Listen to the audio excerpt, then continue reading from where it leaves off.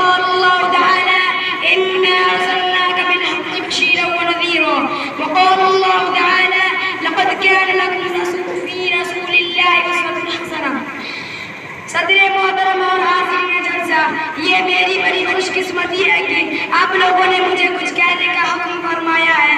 ایک حقیر انسان کی آپ لوگوں نے جو عزت افزائی فرمائی ہے، میں اس کا تہ دل سے شکر گزار ہوں. میں نے آپ کے سامنے دو آیتیں پڑھی ہیں.